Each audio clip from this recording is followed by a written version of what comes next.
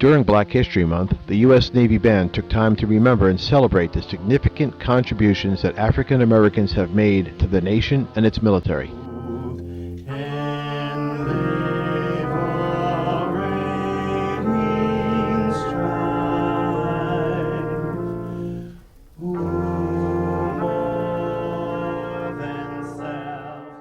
Each year, the Navy and other military branches joins the nation in observing Black History Month to study and reflect the rich collective history of generations of African Americans and their struggle against adversity and to achieve equality. During the difficult historical times in segregation, African American sailors found that music provided an escape from the pressures of the racial divide. Navy Band Command Master Chief Kevin Dines emphasized this point. Music is the bridge that bridges everything. It doesn't really matter from what background that you hail from. Of course, we're talking about African American History Month this month, and so that we have two performances here at Navy Memorial, which highlight the achievements of African Americans. Master Chief musician Betty Myers provides an overview of the band's brass quartet performance held at the Navy Memorial in Washington, D.C. on February 17, 2012. Well, this is Black History Month. The program that we have put together, the Brass Quartet, is a celebration of African American musicians in the United States Navy and a history of music and its importance in the black community and in the Navy music program, and putting that out to the people so they understand the impact that it's had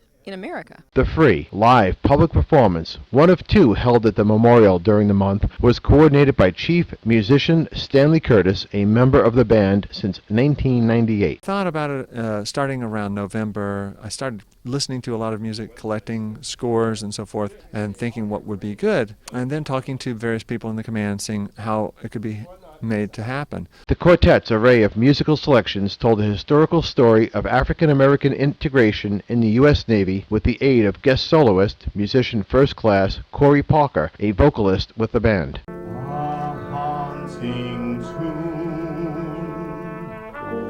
dwells in my heart, song of the marsh, a world apart. For Black History Month, the quartet, accustomed to performing in a wide variety of situations and venues, took a bold step. Navy Chief Musician John Schroeder, one of the quartet's founding members, explains. We wanted to observe this month by doing something different, and we did. We incorporated a vocalist, which is something we've never done before on any performance. A lot of work was involved. We had to make a number of new arrangements. Then we had to rehearse with musician first class Parker. For members of the Navy Band, this was not just another performance. It was the product of research, thought, and effort to determine the viability of the program, then a few more weeks of intense activity and practice. Curtis explains. I arranged 7 of the pieces in about 2 weeks' time and started coordinating narration and visuals, and we were able to work out being able to perform with MU1 Corey Parker, who was great for this particular program. And the cruisers, where he normally performs with, were able to loan him to us for just a few days, so we're really grateful for that, and that's how that project came to be. The quartet's guest soloist, musician first class Corey Parker, began his musical career in 6th grade, singing in the school choir. He joined the Navy in 2003 and taught himself to read music and play the piano while stationed in Japan aboard the aircraft carrier USS Kitty Hawk. Mine eyes have seen the glory of the coming of the Lord. He is trampling out the vintage where the grapes of wrath are stored. He hath loosed the fateful lightning of his terrible swift sword. His truth is marching on. Glory, glory, hallelujah.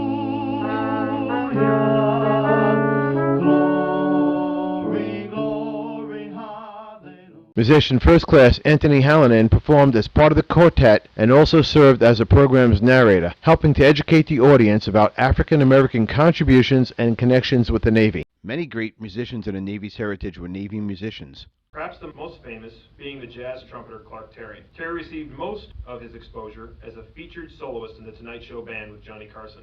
The next piece we're going to play for you was written by Clark Terry and is indicative of his very outgoing, swaggering style of playing. The tune, called One Foot in the Gutter, has a very pronounced strutting style about it as it incorporates jazz, blues, and gospel.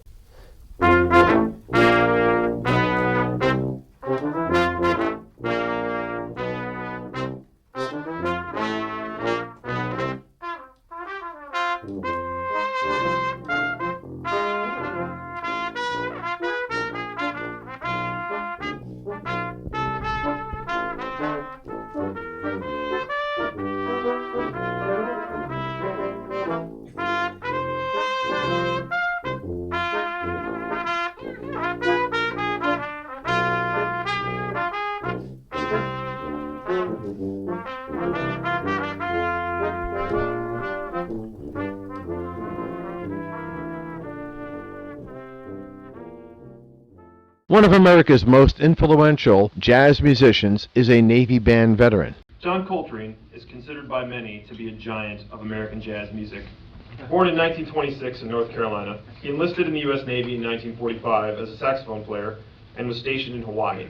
The earliest recordings of his playing are with that particular Navy band. The piece we're going to play for you by John Coltrane, Impressions, is an example of the modal jazz style.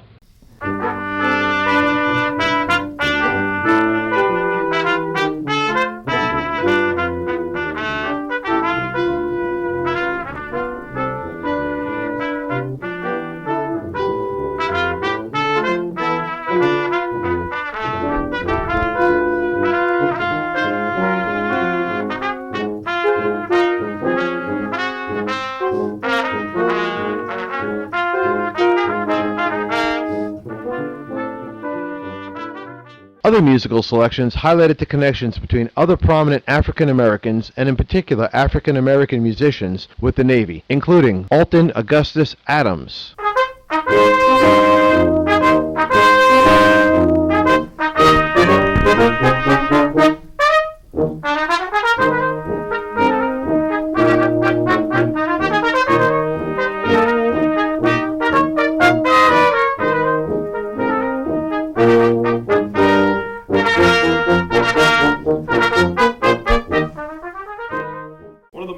Jazz musicians and band leaders of all time, Duke Ellington grew up here in Washington, D.C. Although Ellington never enlisted in the U.S. Navy, he definitely has ties to serving the nation. Duke himself worked as a messenger for the Navy and State Department in D.C. during World War I, as he was too young to be called up to serve. We are now going to play a very famous piece by the Duke called Mood Indigo.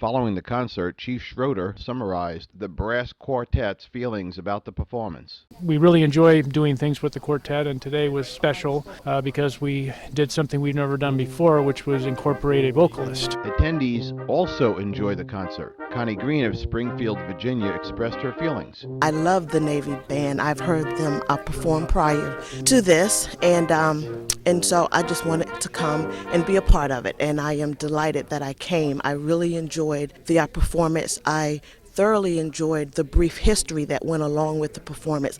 She added, I think they did a really good job of showing the important role that music has played throughout Navy history, and especially as it pertained to the color barrier. So I thought it was a great concert today. Sam Koberiski of Arlington, Virginia, gave his assessment. I thought it was an excellent show. Very educational as far as the history of music in the Navy, and especially black musicians influenced popular music today, and music throughout the military. Reporting from the Navy Memorial, I'm Joe Cerrone, Joint Base, Anacostia Bowling, Public Affairs.